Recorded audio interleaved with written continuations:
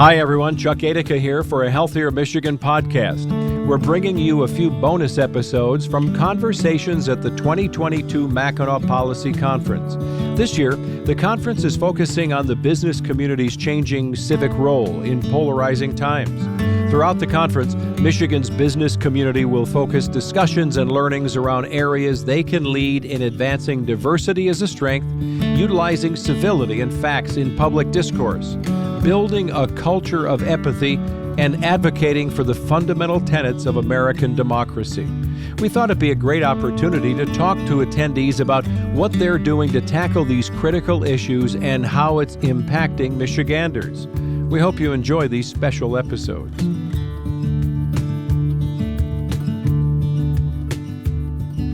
On today's show, we'll be talking with CEO, President, and Chair of the Michigan Economic Development Corporation, Quentin Messer, President of the Small Business Association of Michigan, Brian Calley, President and CEO of Business Leaders for Michigan, Jeff D'Onofrio, and President and CEO of the Detroit Economic Club, Steve Gregorian. First up is CEO, President, and Chair of the Michigan Economic Development Corporation, Quentin Messer. It's good to see you.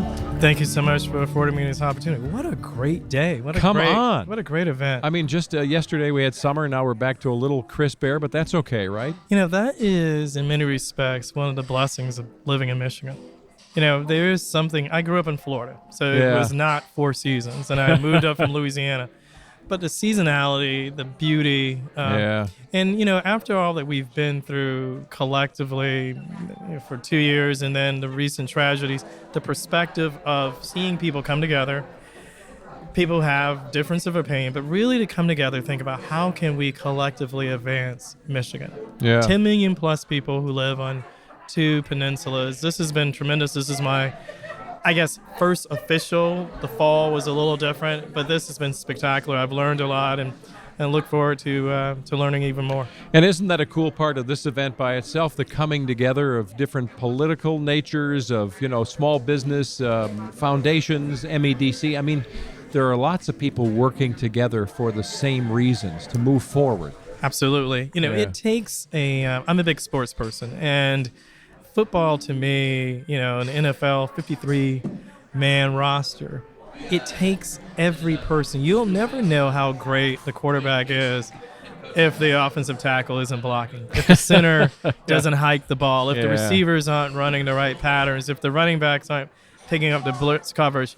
And I think that type of spirit in a very difficult world, a polarized world that wants to sort of separate us, I think you're seeing from the top, from Governor Whitmer, from our leaders in the Republican Party, you know, Speaker Wentworth, I understand SML Shirky has now arrived, and others.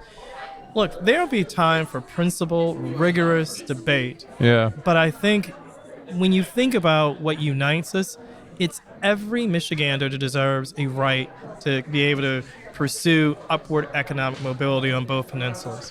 And explain to someone who's listening who doesn't know, MEDC does what? What is it? So great question. The MEDC, the Michigan Economic Development Corporation, really has a lot of purposes, but I'll summarize them in 3.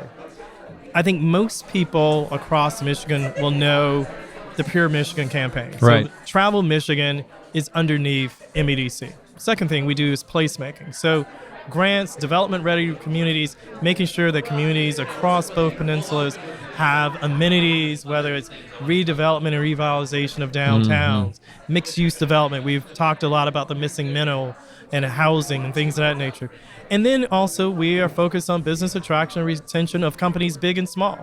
So a lot of times you hear about the great wins that we have with GM making historic announcement, or LG Energy Solution, or JR Automation, or countless other companies across both peninsulas. But we do those 3 things. And then we also, the other thing I was remiss to say, we support the Michigan Arts Council.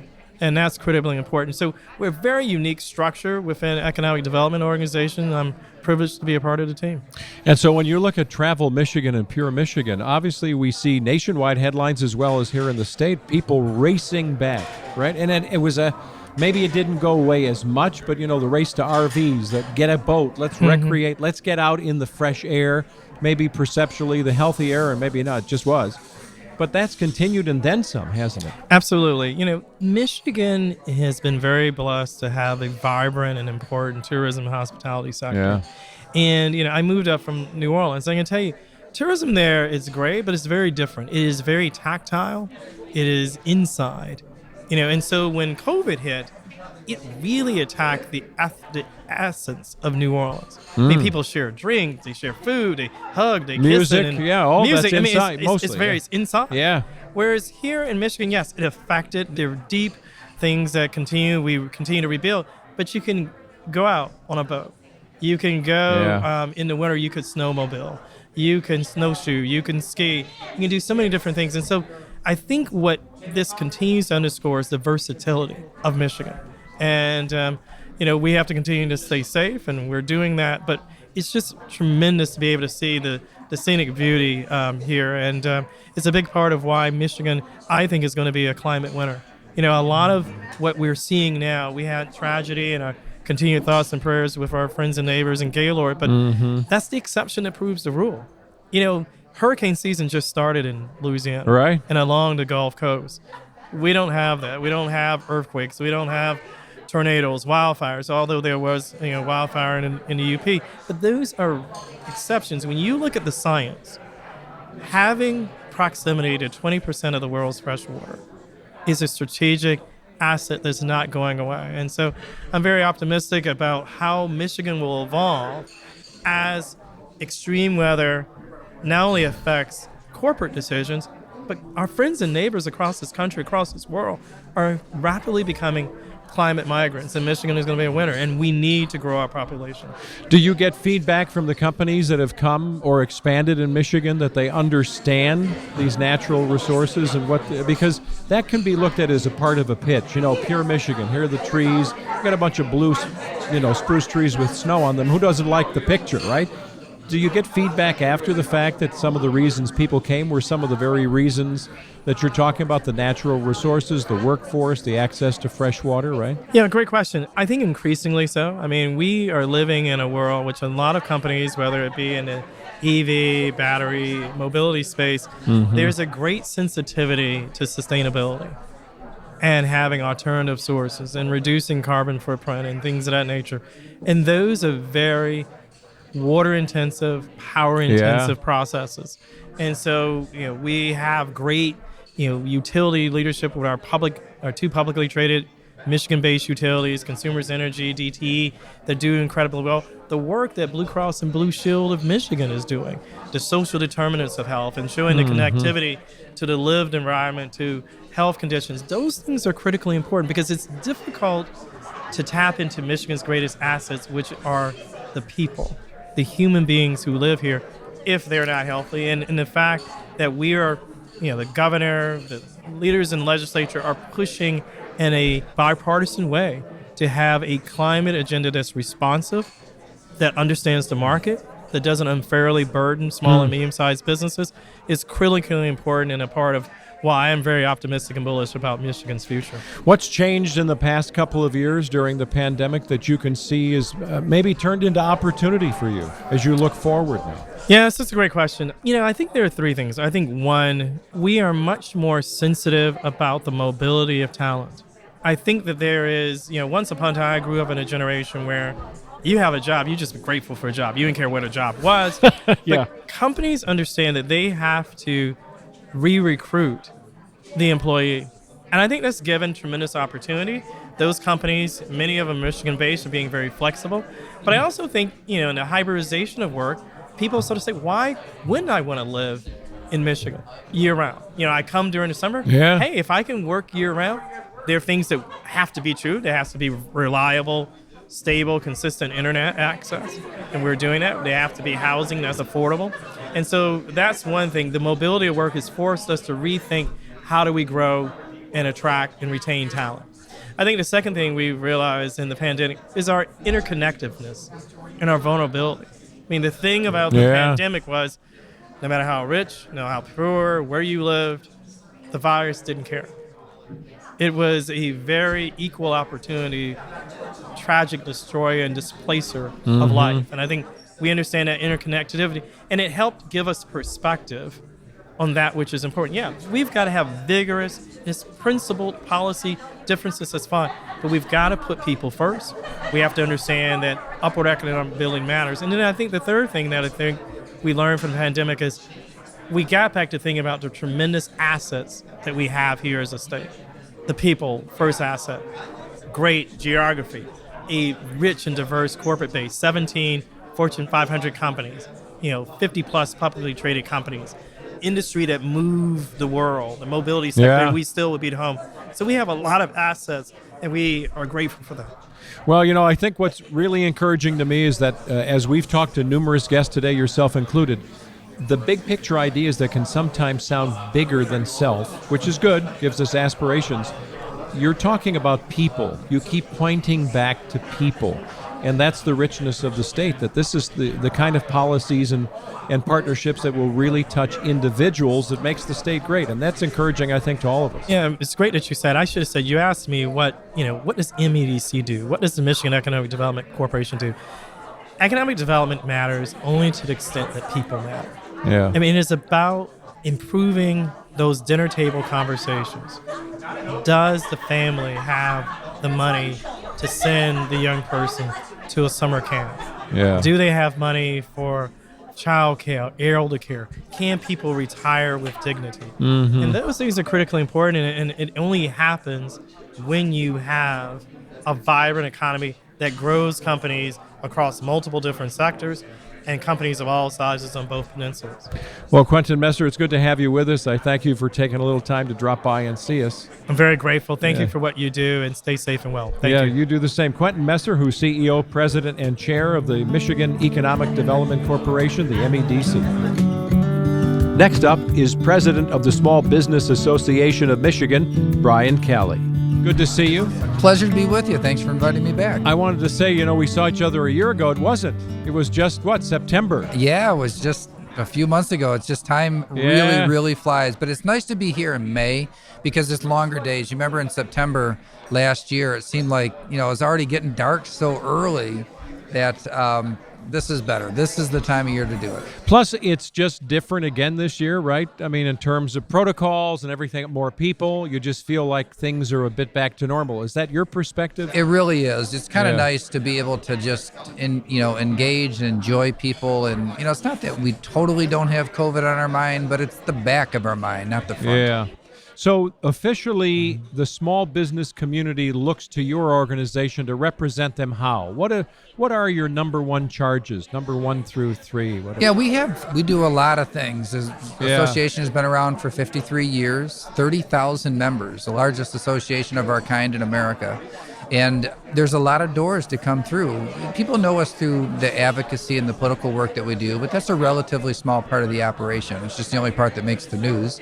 But insurance, we actually have a wonderful long-term exclusive relationship with the Blue Cross family of companies. So Dearborn Life, Accident Fund for Workers' Comp, and then, of course, Blue Cross Blue Shield, medical and dental. But we do consolidated billing and COBRA administration alongside that.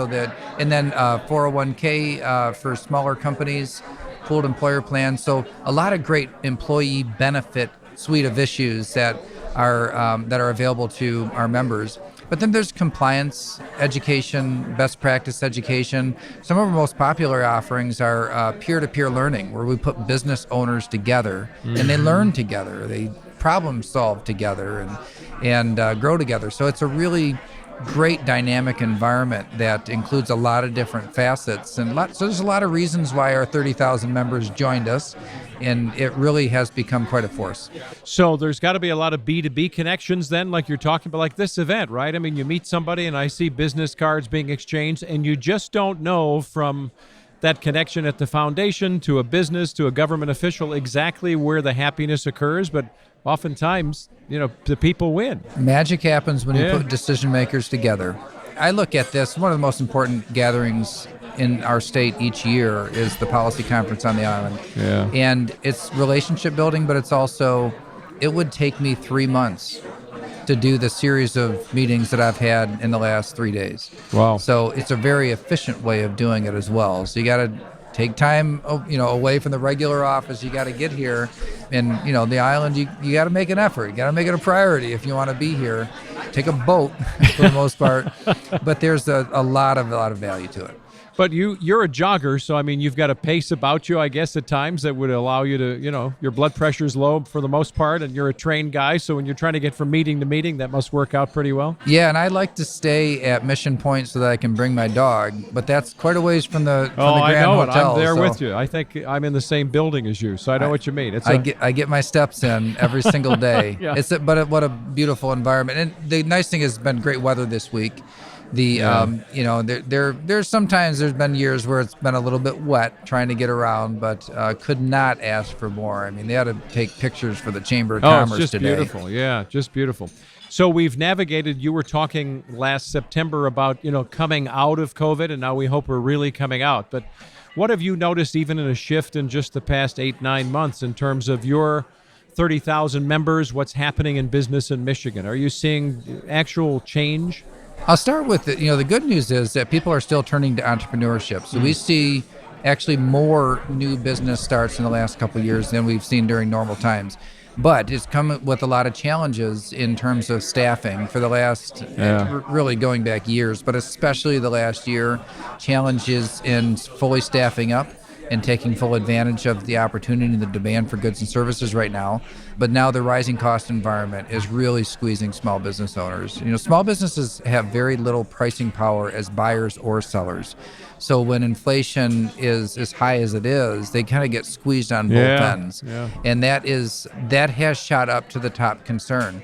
Now, the monetary policies are changing at the federal level. I think that it will eventually get it under control, but it's going to be a tough year for managing in a rising cost environment. And if you think about it, most people who own a business today did not own a business 40 years ago, the last time we saw an environment like this. Yeah.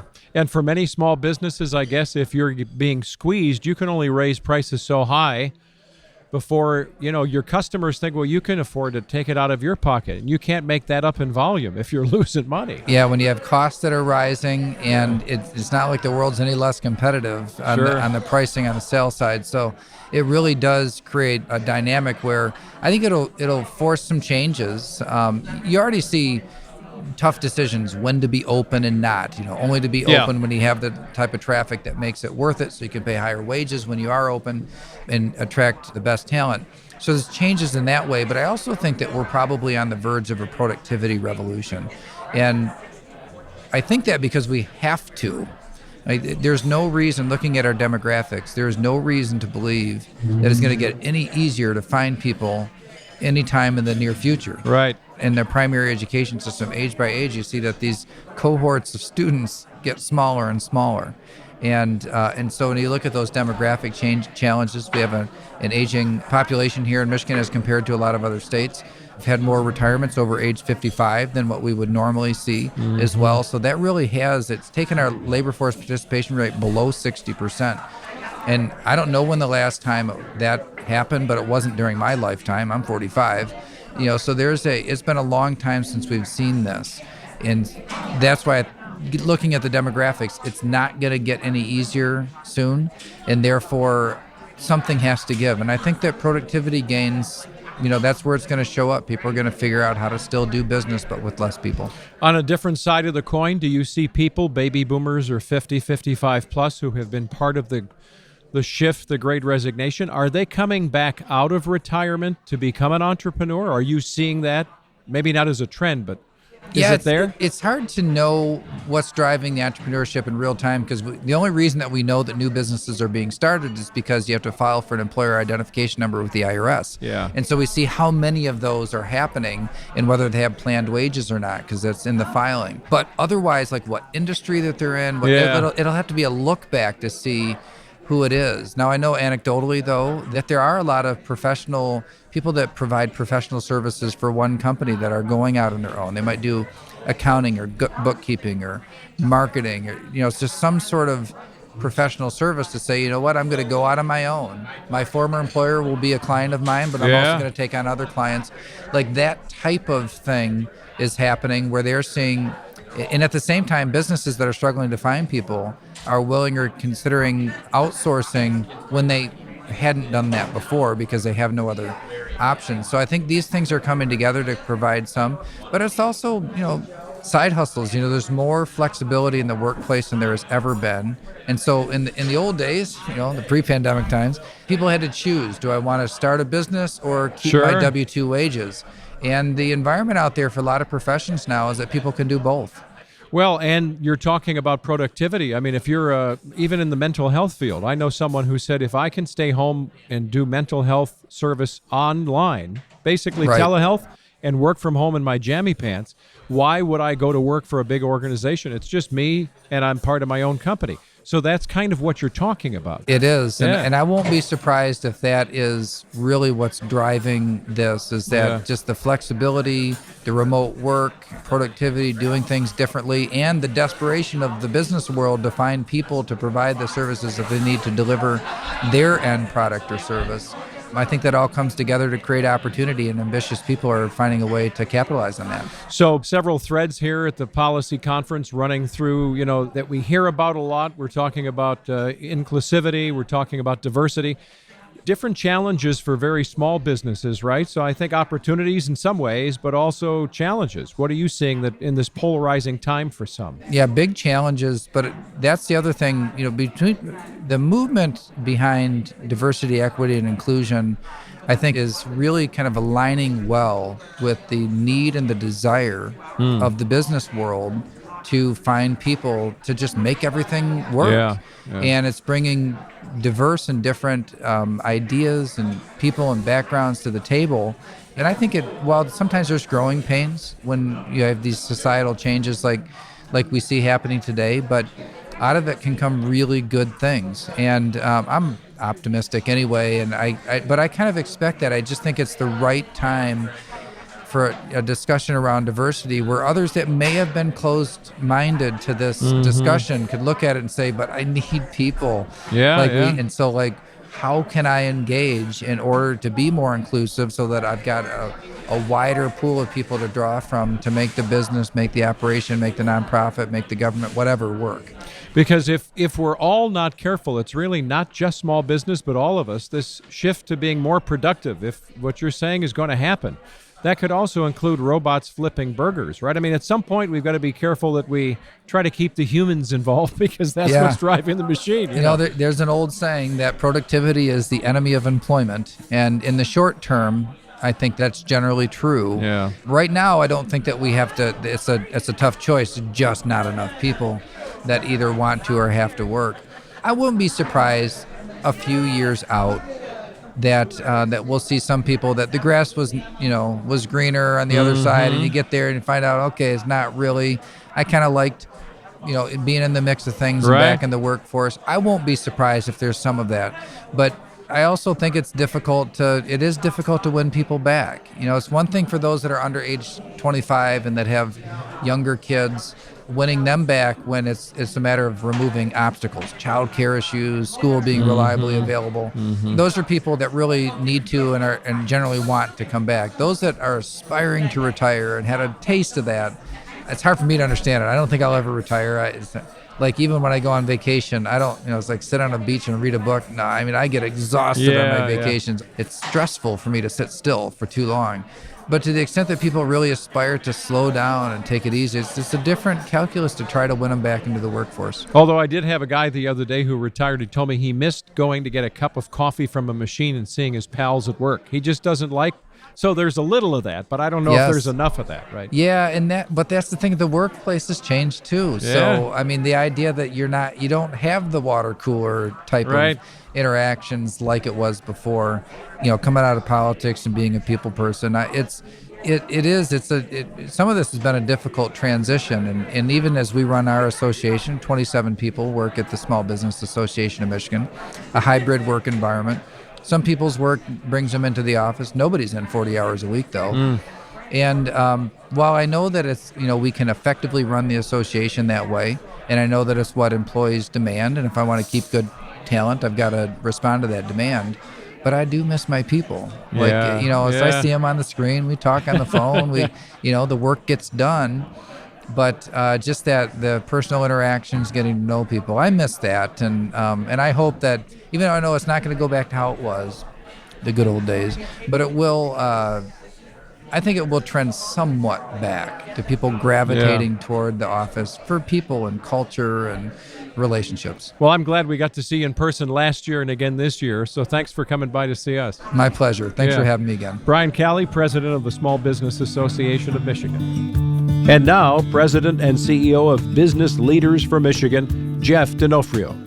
Good to see you. Good to see you, Chuck. And I should say again, because we met when you were, what, 4th or 5th grade? That's right. You came to my school. See, I'm going to become the president of the Old People's Business Association. Well, that's all right. I don't feel that dated, but it's good to see you. You look good. Well, that's good. That's good. So tell us a little bit about the association and this Business Leaders of Michigan. What is it? Yeah, Business Leaders for Michigan has been around since 2009. We used to be an organization called Detroit Renaissance that dates back to the late 60s. That was the business leaders around Detroit coming together to say, how do we make the region and Detroit specifically better? And in 2009, they looked at the Great Recession and what was happening in our state, and they said, if the state can't succeed, because we were 49th out of 50 in the country at that point, Detroit's never going to get better. And so they became a statewide organization. They bridged the gap between the east and west and north business communities, and we have made a lot of progress since then. We're 29th, so from 49th to 29th. But the challenge we have right now is, how do you get from middle to top? That's a lot harder. And so our organization is made up of the CEOs of the largest employers in the state. They represent $1 trillion worth of economic activity, 40% of the state's economy, and 500,000 people. And they're there because they want to make Michigan better. And how do you corral those people? I mean, because they've obviously got other associations, they've got their own business to run. So it's quite a commitment. I mean, it's like people asking me, how many boards can you join? So it must be quite a challenge in some ways. Well, it's a real opportunity, because when they speak with one voice, they can get things done. Mm-hmm. They have legislators here, and they also know what it's going to take in their local communities. They know what it's going to take for their workforce, and they know what challenges they see, because most of them operate across the country and most of them globally as well. Yeah. So they're seeing trends in other states and countries. So, I was talking to a CEO in a furniture company on the west side of the state who's a member of our board, and he said, in Michigan, students are 3 years behind those in France for the same grade level, the same age. And it's a challenge to get our executives to actually go over to France because their kids are so far behind. And then it's a challenge once they're there to get them back because their kids are so far ahead. So that's the type of insight they bring. Wow. And it's why we focus on things like education. So what do you see? You're talking about opportunities, but in the short term, coming out of COVID, God willing, we're doing that. Are we seeing challenges that you're still finding reflections back from these business leaders? A lot of challenges. Yeah. And I think the biggest ones are around talent availability, talent quality. The labor force participation in the state of Michigan is 41st in the country. We're 44th on growth. We lost a lot of people out of the labor force during COVID. 190,000 women left the labor force that still haven't come back. Men have actually increased the number of people in the workforce since COVID. Yeah. That's things like childcare. There are barriers to work, elder care. It's the flexibility that's necessary. And I think a lot of people are reevaluating, what do they actually want to do with their careers? Do they want to be in service industry jobs, which were really tough? You see a lot of people leaving the teaching profession or healthcare. And one of the things they're trying to do, and we're encouraging, is go back and get some skills, get that higher paying job, get that credential, that associate's degree, bachelor's degree, apprenticeship. That's going to put Michigan in a different place, because what's challenging for us is 10 years ago, we've always thought of ourselves as more educated than the South, right? States like Georgia, Tennessee, Kentucky. And 10 years ago, that was true. Today, Georgia and Kentucky are more educated than us, and Tennessee is right on our heels. So this is a competitiveness issue. This isn't an education issue. So it used to just be that I would meet people that were maybe midlife, and they're trying to reinvent themselves for the second half of life. Now, coming out of COVID, even my kids are thinking it's way more than a gig economy. You don't need my permission to dream again, or your permission. But that's an encouraging idea, that people should think about dreaming again. What could they be that they didn't think they could have been, maybe when they even left high school and went into college? Absolutely. Yeah. 87% of our members are going to believe they're going to have trouble hiring in the next 6 to 12 months. And one of the key reasons is a skills gap, not having the right credentials, and not having the number of applicants that they need. So there is huge opportunity out there, particularly in this period of time, for folks to advance in a career, to change jobs, and that's not a bad thing. If it puts them in, higher quality of life, a better income, it's going to help our state. We have a personal experience at home. One of our daughters changed jobs, but she's working mainly from home because they just had a baby 11 months ago. So she actually wound up with a quote-unquote better job, pays more, but yet it was more adaptable to her lifestyle. But she had to sit a minute and think out of the box. What could that mean? And there you go. Now, employers are struggling with what is the future of hybrid work. I know. Right? Yeah. And especially in a labor-constrained environment, they want to be very flexible, which can be a very good thing, like you said, for new parents, for working parents who need to be home when the kids are getting out of school. There are a lot of, I think, creative solutions that employers are looking at, and that's still being fleshed out right now. But so challenges and opportunities, right, with talent as we come out of COVID. But it has to be challenging because as an employer, you also want your people to be productive, accountable, right? You can't just be sitting at home with a cup of coffee and doing nothing and getting paid for it. Chuck, that's the other side of it. And we're hearing, some anecdotal evidence and some real statistics now that say individuals and team members who are not in the office are less productive. It takes longer time for them to actually solve a problem. They're stunted in their promotional opportunity too, because let's say, you and I are working in the same department. I'm in the office every day and you're at home. You don't get that casual interaction. Yeah. So what do you see as the future for then attracting employees? Is a large part of this really is the forward momentum and excitement of opportunity alone? Absolutely. Yeah. I think there was a CEO who said here, the talent war is over and talent won, right? They're going to be able to, individuals can vote with their feet and go to a company that they want to be a part of because it's more than just getting a paycheck. And I think employers are recognizing that. And I also think, again, this is an opportunity for Michigan with our, natural beauty. I mean, my God, we're looking out on the, from the Grand Hotel porch right now. It's spectacular up here. And I could tell you anecdotally how many people I know who were in Chicago or who were elsewhere from Michigan originally who moved up to Traverse City area or moved up north during the pandemic and stayed. So we really need to market to talent, not just the pure Michigan for tourism, but pure Michigan for talent as well to get more people to come here. And Chuck, I'll just say one other thing. We've got to have immigration reform because it is killing us. And in the future, we are going to be completely uncompetitive as a country if we can't attract more immigrants, especially high-quality, high-skilled immigrants. Yeah. Well, and that's beyond high tech, right? Oh, yeah. I mean, that's not just, and I don't mean to diminish that, but No. that's everybody. Absolutely. Yeah. Well, Jeff, it's good to see you. Again. Great to see you too. And you've planted this seed. I guess I could do my entire job just from Mackinac Island or Petoskey or Harbor Springs. Is that what you're saying? I think it's very possible. In fact, I would just put down stakes here and don't move. And we'll see what happens. The bacon is good. I'll just tell you that. Yeah. Jeff D'Onofrio is here. It is so good to see you. President and CEO of the Business Leaders from Michigan. Be well. Thanks so much. Yeah. And finally, President and CEO of the Detroit Economic Club, Steve Gregorian. The Detroit Economic Club was formed back when as a nonpartisan, nonprofit organization committed to the discussion and debate of important business and government and social issues, and I think that mission has never been more important, especially here on Mackinac Island. Steve Gregorian is here. He's the president and CEO of the Detroit Economic Club. It is a pleasure to see you. Well, thanks for having me, Chuck. Good to see you, too. Yeah. What a great conference, huh? It's been fascinating just to watch and listen to all of the innovation taking place. And it's just fascinating to see how we're changing. I know some people would call it, and I've heard this more than once in various ways, and I think it's, I guess it could be outright demeaning, a schmooze fest. It is way more than that. It's got so much import to it. I'm doing a little bit of all of that. I'm doing some schmoozing, but I'm also doing some listening and learning as well. And what are you learning from what's going on here this year? Honestly, I think the biggest thing is nobody's up here crying that things have changed. And I'm just learning that everybody's going through some massive disruption and change. And I don't think anybody is going to be able to predict accurately what the next year or two will look like. I think just in terms of hybrid workforce, remote stuff, innovation in the workplace, I think it's going to take a couple of years before things settle out and we can say, okay, this is where we're headed with all of this stuff. So we've heard the words Detroit Economic Club, in the news here and there, right? At times, if you're the average person, you kind of get a glimpse of it on social media. What is the Economic Club? What do you actually do for the community? Yeah, it's a great question. We're a membership organization. We've got a lot of Southeast Michigan's business, civic, nonprofit, government leaders that attend our events. We typically do 25 to 35 mostly lunch events where we bring in thought leaders, but people join because of the networking and conversations that take place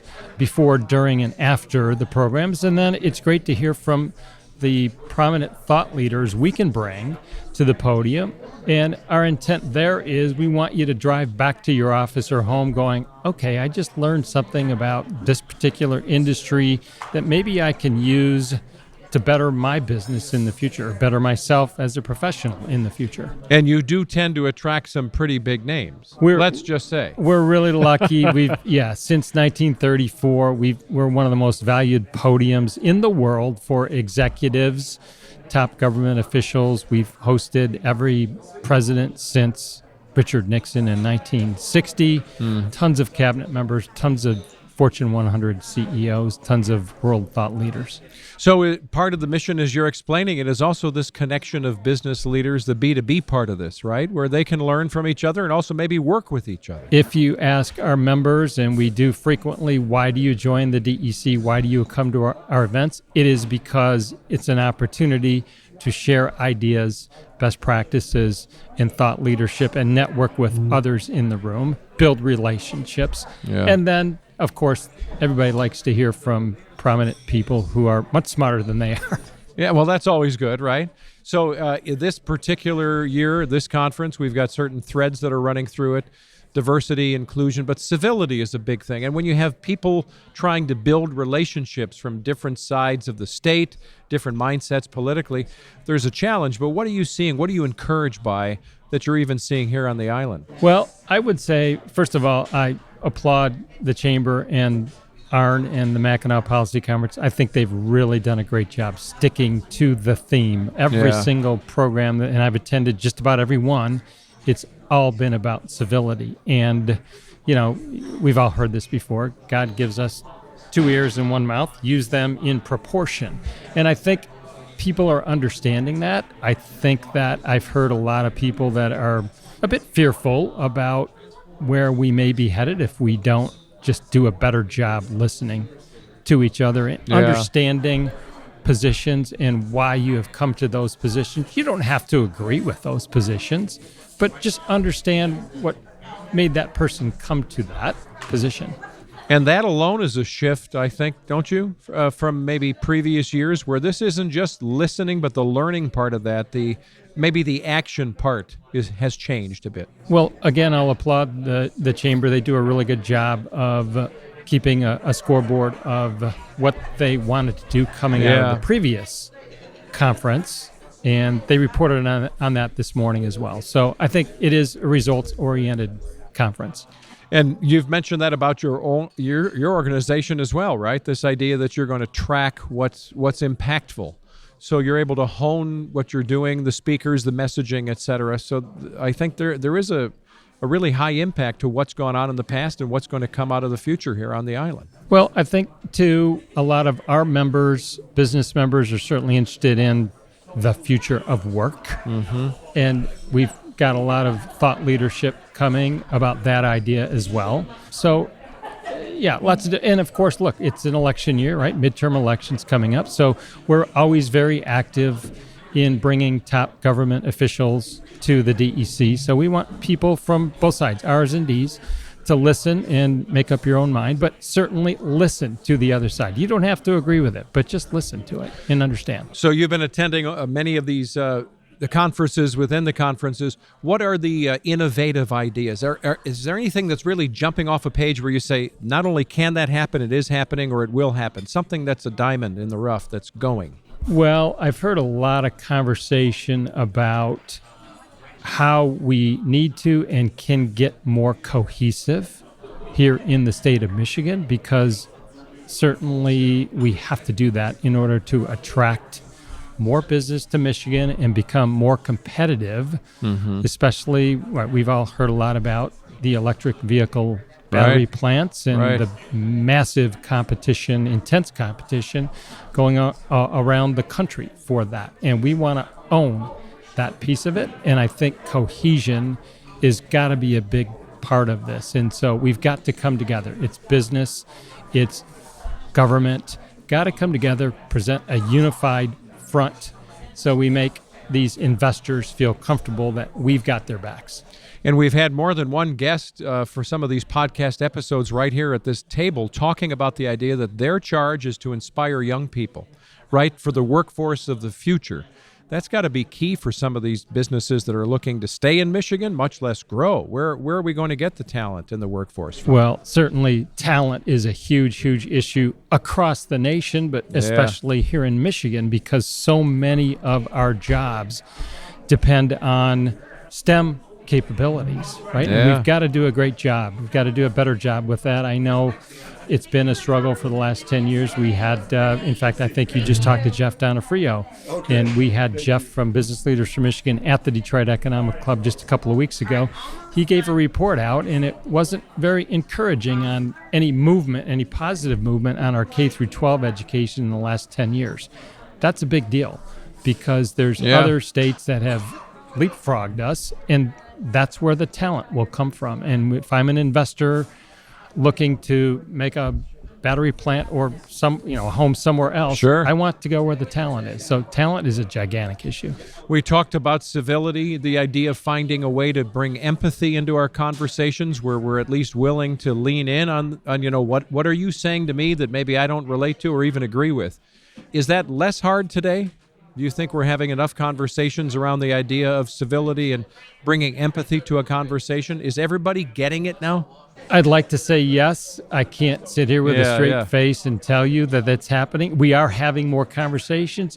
I don't know if it's impactful or not. I think people are still pretty well positioned where they're positioned, and we can just hope that we can continue to have conversations to make sure they understand. You've got to, again, use your two ears and listen. Opportunities for the future you see as we wrap up here? What are a couple things you would say are highlights? What do you see maybe next 2 to 5 years? I'm actually hopeful. We've got a young leader membership base of about 1/3 of our members. They're aged 21 through 39. Between those folks, the millennials, and then the Gen Zs, I think they're going to make some of the old establishment change the way we do things, because they're going to demand changes, and they've got the power of their phone, their social media networks.